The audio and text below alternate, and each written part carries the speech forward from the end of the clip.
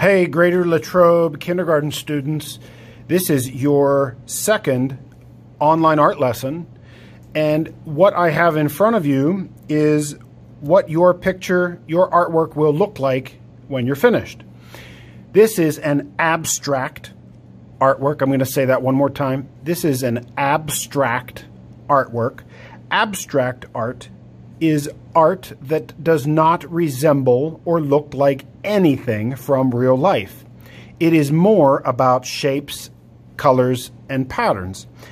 This artwork was made by overlapping letters. Let's get started. I have a new piece of paper here, and I've got a pencil. If you don't have paper, finding any clean surface, maybe it's cardboard or a scrap from something, will do. And if you don't have a pencil but you only have crayons or you only have a marker, that's fine as well. First step today to make this artwork is to think of what letters you want to use. Maybe you want to only use the letters in your name. If your name was Katie, K-A-T-I-E, I would start this artwork like this. I would start with a nice large K. Then we're going to turn the paper a little bit when I add my A. And I'm adding these really big. Do you notice how big I'm adding these? The next letter in Katie is a T, and I'm going to make that really large. Then I need an I. I'm going to turn my paper all the way upside down to find a mostly empty spot over here to put in an I.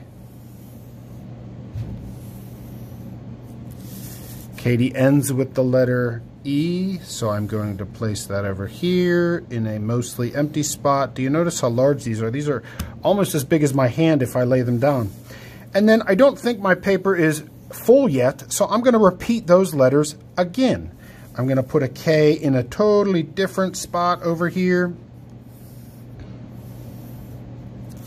Another A. This is getting a little overlapped, so you sort of have to pay attention to the letter you're making and ignore the rest of the lines. A. I need a T now. Are you seeing how mixed up this artwork is going to get for you?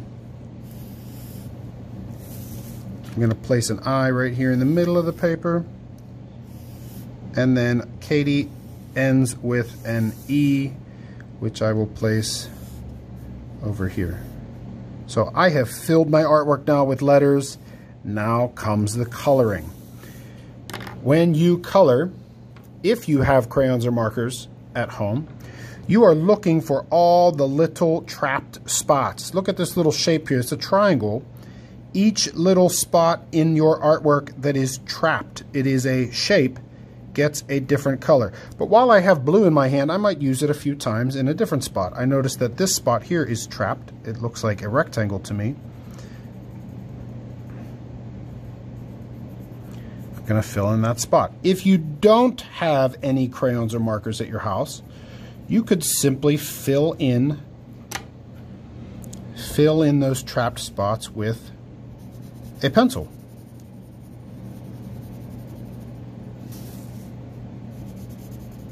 Eventually, you will have spent time finding all of the little trapped spots in this artwork and filling them in. By the way, I didn't mention this, but if you don't want to do your name, you could just use every letter of the alphabet if you choose. I'm going to do a couple more here for you, so I'm going to switch colors to red now. I've got this shape here. This doesn't look like a shape that has a name, triangle, rectangle, so I'm just going to find it, though, and fill it in.